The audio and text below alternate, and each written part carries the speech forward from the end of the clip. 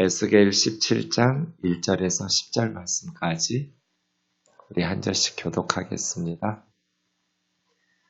여호와의 말씀이 내게 임하여 이르시되 인자야 너는 이스라엘 족속에게 수수께끼와 비유를 말하라. 여호와께서 이같이 말씀하여 이르시되 색깔이 화려하고 날개가 크고 깃이 길고 털이 숱한 큰 독수리가 레바논에 이르러 백향목 높은 가지를 꺾되 그 연한 가지 끝을 꺾어가지고 장사하는 땅에 이르러 상인의 성읍에 두고 또 그 땅의 종자를 꺾어 옥토에 심되 수양버들 가지처럼 큰 물가에 심더니 그것이 자라며 퍼져서 높지 아니한 포도나무 곧 굵은 가지와 가는 가지가 난 포도나무가 되어 그 가지는 독수리를 향하였고 그 뿌리는 독수리 아래 있었더라. 또 날개가 크고 털이 많은 큰 독수리 하나가 있었는데 그 포도나무가 이 독수리에게 물을 받으려고 그 심어진 두둑에서 그를 향하여 뿌리가 뻗고 가지가 퍼졌도다. 그 포도나무를 큰 물가 옥토에서 심은 것은 가지를 내고 열매를 맺어서 아름다운 포도나무를 이루게 하려 하였습니다. 너는 이르기를 주 여호와의 말씀에 그 나무가 능히 번성하겠느냐? 이 독수리가 어찌 그 뿌리를 빼고 열매를 따며 그 나무가 시들게 하지 아니하겠으며 그 연한 잎사귀가 마르게 하지 아니하겠느냐? 많은 백성이나 강한 팔이 아니라도 그 뿌리를 뽑으리라. 볼지어다 그것이 심어졌으나 번성하겠느냐? 동풍에 부딪힐 때 아주 마르지 아니하겠느냐? 그 자라던 두둑에서 마르리라 하셨다 하라. 아멘. 17장 말씀은 비유에 대한 이야기가 나옵니다. 2절에 보시면 수수께끼, 히다라는 단어인데요. 그 다음에 비유라는 건 마샬이라는 단어고요. 히다와 마샬, 수수께끼와 비유로 1절에서 10절 오늘 읽었던 본문이 이야기하고요. 내일 우리가 자세히 살펴보게 될 11절에서 24절까지는 그 비유에 대한 해석이 따라 나오고 있습니다. 수수께끼 히다라는 것은 왠지 듣는 사람들에게 호기심을 자극하면서 정답을 알고 싶어 하게 만드는 수수께끼잖아요. 정답이 뭐지 해가면서 비유라는 마샬이라는 것은 어떤 내용과 진리를 전달하기 위해서 다른 이야기로 풍자해서 우화적으로 설명해 주는 것, 마샬 비유입니다. 1절에 보시면 여호와의 말씀에 역사의 주인은 하나님이시라는 것, 하나님께서 말씀하시고 그 말씀하시는 것을 이루어가는 과정이 역사죠. 미국도 아니고 일본도 아니고 한국도 북한도 중국도 러시아도 아니에요. 하나님이 역사의 주인이에요. 그런데 하나님께서 말씀하시는 것을 사람들이 귀담아 듣지를 않아요. 이것이 이제 우리가 처한 현실, 그 현실 속에서 신앙생활을 한다라는 것이 지나놓고 보면 하나님이 하셨구나, 말씀대로 되었구나를 깨닫지만 막상 그 현실에 맞닥뜨리면 큰 것만 보이거든요. 큰 나라, 큰 힘보다 안전하고 성공적인 어떤 세상적인 크고 위대한 것들을 바라보기 때문에 그 배후에서 진정으로 역사의 주인이신 하나님을 이렇게 신뢰하고 살아간다라는 것이 현실성 없어 보이는, 어찌 보면 이 세상에서는 너무나 이상적이고 현실 감각 떨어지는 그런 어리석은 삶처럼 보여요. 그런데 하나님이 살아계시고 실제로 이 역사의 주인이 하나님이시기 때문에 하나님을 제거하고 세상적인 힘의 논리를 가지고 살아가는 건 위험하고 어리석은 선택이죠.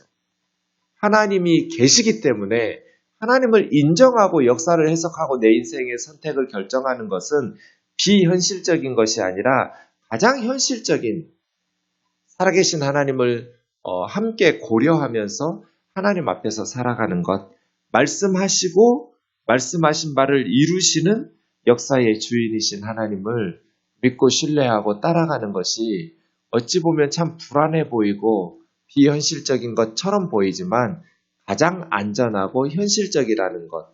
그것이 이제 신앙생활인데요. 언제나 이 갈등 속에 있는 것 같아요. 하나님 눈에 안 보이니까. 그리고 하나님께서 우리가 기도하시는 대로 즉각즉각 이렇게 막 응답하시면서 이끄실 때도 있지만 그럴 때는 거의 없거든요. 되게 우리 생각과 달리 좀 하나님의 시간이 좀 느리다. 우리 기도를 듣고 계신 건 맞는가? 내가 지금 제대로 살아가고 있는가? 이렇게 좀 고민스러울 때가 있기 때문에 보이지 않는 하나님을 믿고 신뢰한다라는 것이 참 불안해 보일 때가 많아요. 그게 이제 우리 신앙의 도전 같아요. 현실의 삶 속에서 이 현실은 그냥 힘의 논리로 결정해버리려고 하거든요. 지금 우리나라로 하면 일본하고 좀 잘 풀어가지고 좀 미안하다고 좀 굽히고 좀 다시 경제를 불안하지 않게 이런 게 지혜로운 것처럼 보이거든요. 자존심이 중요해? 먹고 사는 게 중요하지. 어쨌든 현실은 힘이 있어야 되고 당장에 우리는 먹고 살아야 되니까 이게 현실이잖아요. 그래서 그런 설교를 지난 주일에 엊그제 엄청 해대가지고 오늘 아침 언론 보니까 또 뉴스 방송들에게서도 계속 한국 개신교를 질타하고 일본 대사관 앞에서 예스 재팬 아베에게 미안하다고 막 사죄하고 피켓팅하고 엄마 부대들 그런 사람들이 있어서 대다수의 국민들에게 한국 개신교가 진짜 쟤들은 없어져야겠구나 라는 비난을 받고 있는 하루 사이에 댓글이 수만 개가 달라붙었는데 다 교회를 욕하고 기독교를 비난하는 매국노적인 그럼에도 불구하고 확신 있게 설교들을 하고 확신 있게 얘기하는 것이 하나님 안 믿는 거죠. 일본은 고마운 나라인데 배은망덕하고 우리를 잘 살게 해준 나라인데 그렇게 해서 미안하다고 사죄하고 일본에게 아베를 찬양하고 하나님 믿지 않는 사람들이에요. 현실적인 세상에서 보면 어찌 보면 친일파들이 더 똑똑한 거죠. 그렇게 해서 당장에 자신들의 세상에서 원하는 성공, 안전을 확보하는 것. 그래서 이 현실적인 힘의 논리로 지배하고 있는 이 세상에서 보이지 않는 하나님을 믿고 산다라는 게 쉬운가? 그렇지 않다. 대단히 어려운 일이다. 사실은 하나님을 믿는다는 것이 굉장히 힘든 일. 그러나 우리는 여호와의 말씀이 내게 임하여 이르시되 인자야 너는 이스라엘 족속에게 수수께끼와 비유를 말하라. 여호와께서 이같이 말씀하여 이르시되 계속해서 하나님께서 여호와께서 하신 말씀 그것이 이스라엘 역사의 진정한 주인이시라는 것을 선포하시는 이 하나님의 음성을 이스라엘 사람들 못 믿고 못 들으니까 나라가 망한 거죠. 말씀이 없어서 망한 것이 아니라 자, 비유의 내용을 보죠. 3절 색깔이 화려하고 날개가 크고 깃이 길고 털이 숱하게 많은 큰 독수리 한 마리가 나옵니다. 그런데 3절에 독수리가 있고 7절에 독수리 한 마리 더 나와요. 그래서 독수리가 2마리예요. 2마리의 독수리. 독수리는 새들의 왕이죠. 새들의 왕 독수리. 그 독수리 2마리가 나오는데 3절과 7절을 비교해보면 3절의 첫 번째 독수리가 더 위대해요. 색깔 화려하다 이 말이 7절에는 없고요. 날개가 크고 깃이 길고 털이 숱하다. 이게 다 3절에서는 최상급으로 사용됐어요. 정관사를 사용해서. 가장 큰, 가장 긴 이런 식이에요.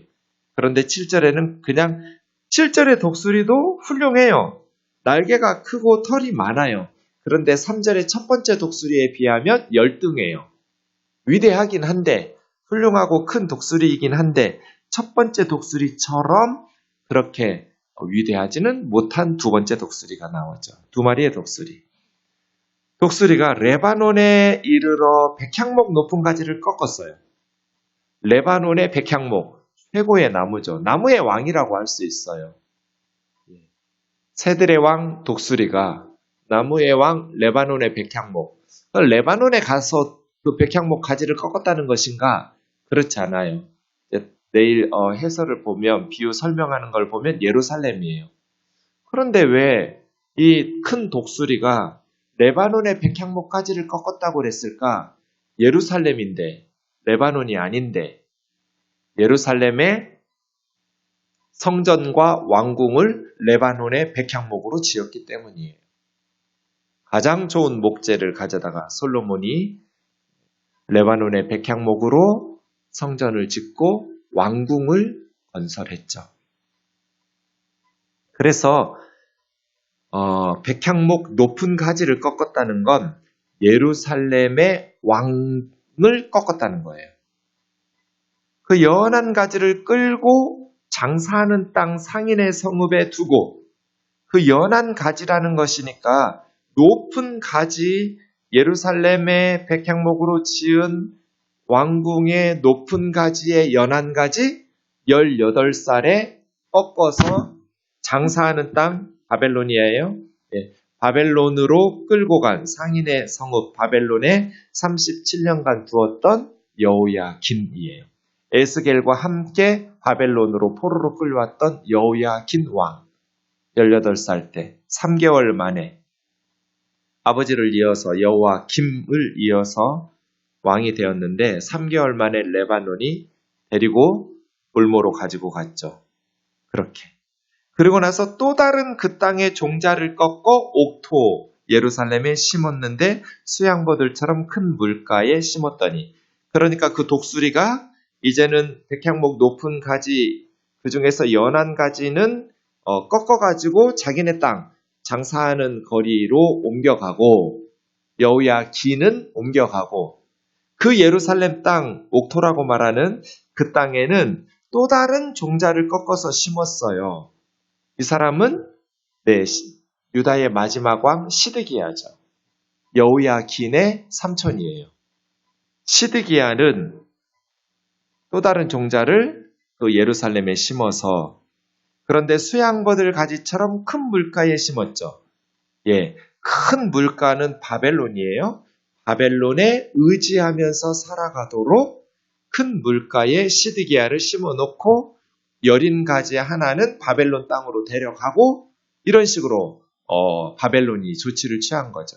그러니까 바벨론이 예루살렘을 정복하면서 여호야긴은 데려가고 이제 농부 역할이에요. 또 다른 종자를 예루살렘 옥토 좋은 땅에다가 심었는데 물가에 심은 수양버들 나무처럼 그렇게 시드기야가 바벨론에 의지해서 살아갈 수 있도록 그러면 풍부한 물과 양분을 공급받아서 잘 시냇가에 심은 수양버들처럼 이 포도나무가 자라나서 열매 맺을 수 있도록 바벨론이 조치를 취한 거예요.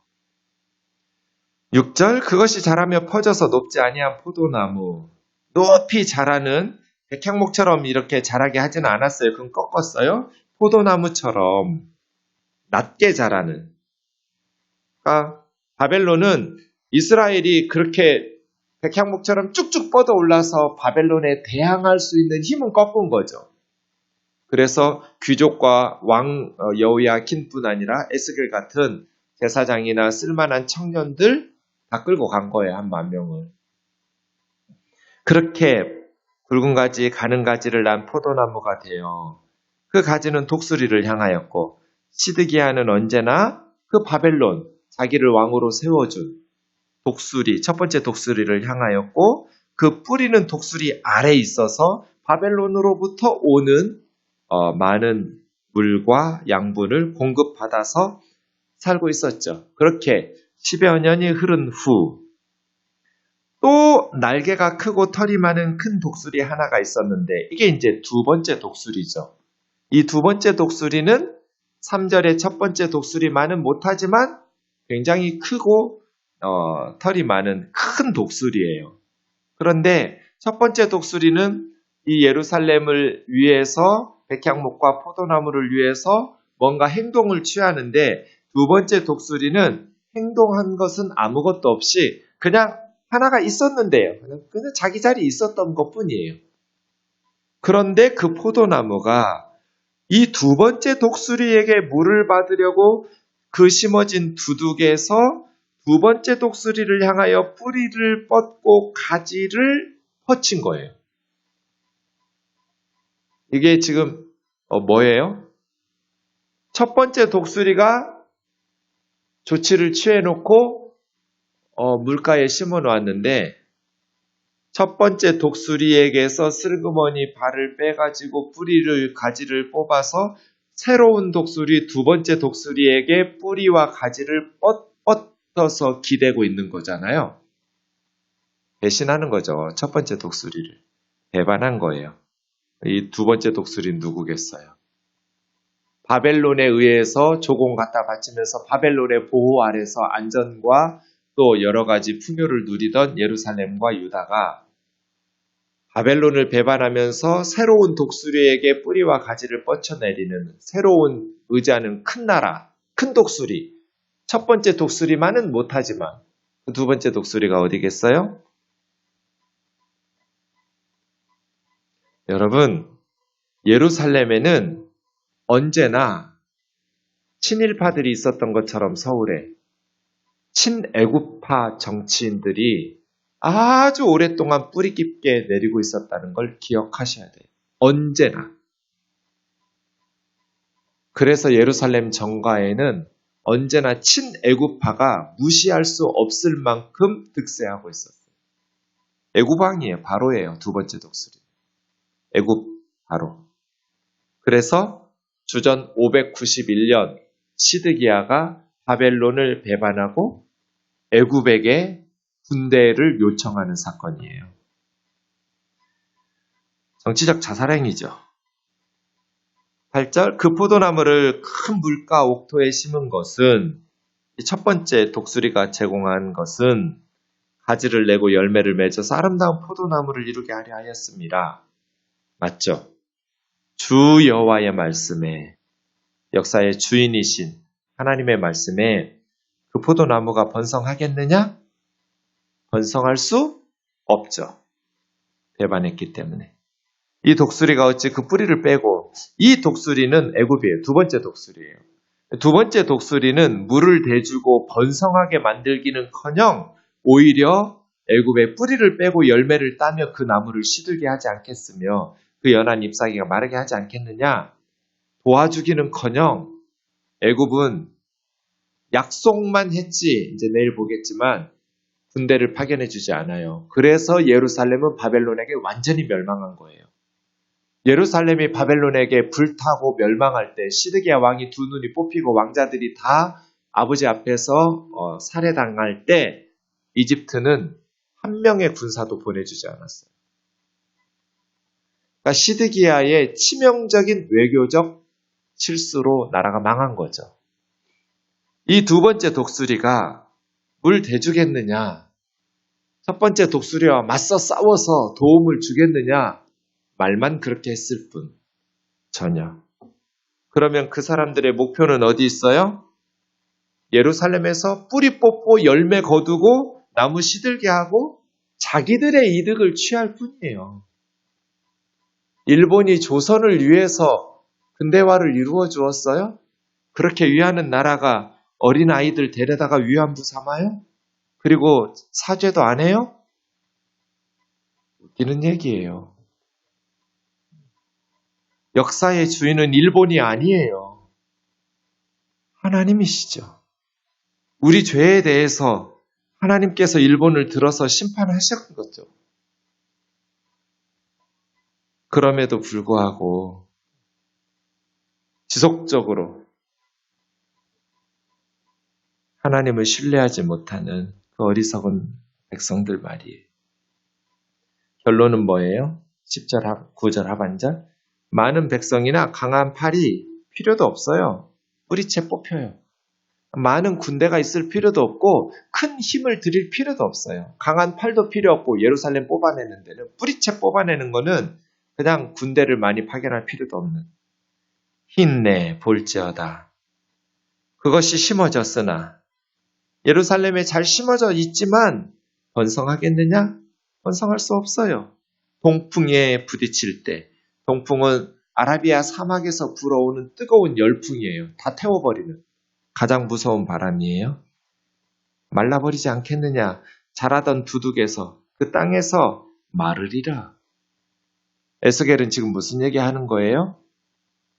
너희가 하나님을 신뢰하지 못하고 애굽을 의지하면서 결국 너희가 형통할 것이라고 착각 속에 빠져 사는 너희들은 애굽에게 배반당하고 바벨론의 손에 의해서 뿌리채 뽑힐 것이다. 동풍에 말라 비틀어지는 나무처럼 너희는 뜨거운 열풍에 말라버리게 될 것이다. 예루살렘의 멸망, 유다의 완전한 심판. 그것이 치명적인 외교적 선택으로 인해서 이루어질 것이라고 에스겔이 경고하고 있는 것이죠. 이런 경고의 말씀을 듣고 예루살렘 정가가 변할까? 안 변했습니다. 예레미야도 똑같은 얘기 하거든요. 에스겔은 바벨론에서 이야기하지만 예레미야는 예루살렘에서 이야기해요. 그랬더니 예레미야를 감옥에 가두어요. 매국노라고. 바벨론에게 진다고? 하나님이 우리 예루살렘을 지켜주실 거야. 그러면서 뒤로는 시드기야가 보관들을 애굽으로 군대를 요청하는 외교관들을 파송하죠. 앞에서는 하나님이 지켜줄 거야 했지만 뒤에서는 하나님 못 믿으니까 애굽의 두 번째 독수리에게 우리 좀 도와주세요. 바벨론의 군대 좀 몰아내게 해주세요. 이게 예루살렘의 한심한 정치인들의 선택이었어요. 앞에서는 하나님을 믿는다고 하나님의 이름을 들먹거리지만 뒤에서는 역사적 사실을 거부하고 하나님 앞에서 민족 정기를 흐리는 이런 불신앙의 목사들, 그런 거짓 선지자들, 하나님의 심판이 있을 때 전혀 도움이 되지 않는, 지금 우리는 하나님 앞에서 우리 죄에 대해서 회개해야 되고 역사의 주인이 하나님이시라는 것을 인정해야 되고 반민특위가 실패하고 친일의 죄를 회개해야 될 때 회개하지 못했던 역사들을 하나님 앞에서 가슴 아파하면서 다시 우리 후손들이 회개하면서 역사의 주인이신 하나님 앞에 살려달라고 매달려야 될 때이지, 세상의 현실의 힘과 세상의 힘의 논리에 의해서 굴복하고 입으로는 하나님을 떠들어대지만 일장기를 흔들어대고 민족의 정기를 흐려대는 그런 불신앙의 모습으로 뿌리채 뽑혀버리고 동풍에 말라버릴 그러한 역사적 과오를 범해서는 안 될 때입니다. 역사의 주인은 하나님이시고 하나님은 우리가 하나님 앞에서 온전히 살지 못한 것을 회개하고 하나님의 역사의 주인이심과 온 세상의 역사를 하나님께서 주관하신다라는 것을 고백하고 신뢰하면서 하나님의 말씀에 순종해서 교회가 교회답게, 성도가 성도답게 하나님의 말씀에 바르게 살아갈 때 교회도 나라도 하나님의 은혜로 회복되고 살아나게 될 줄로 믿습니다. 기도하겠습니다. 살아계신 하나님 아버지, 목사들이 서로 다른 이야기를 하기에 혼란스럽습니다.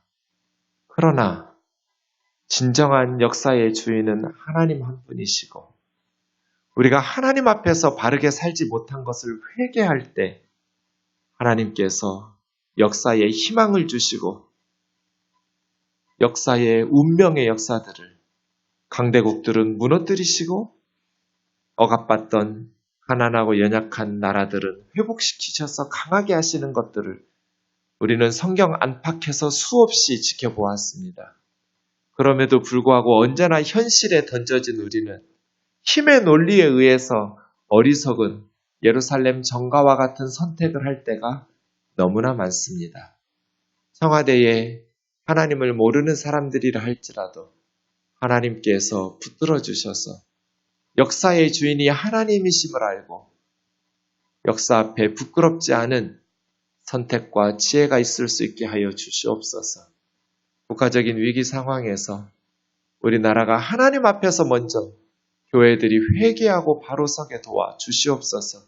하나님보다 만몬을 더 의지하고 하나님보다 세상의 것들을 더 사모했던 것들을 회개하고 하나님이 우리의 삶의 진정한 행복이고 하나님이 우리의 삶의 진정한 소망인 것을 입술로 뿐 아니라 삶 속에서 마음 속에서 하나님을 그렇게 다시 회복할 수 있도록 인도하여 주옵소서.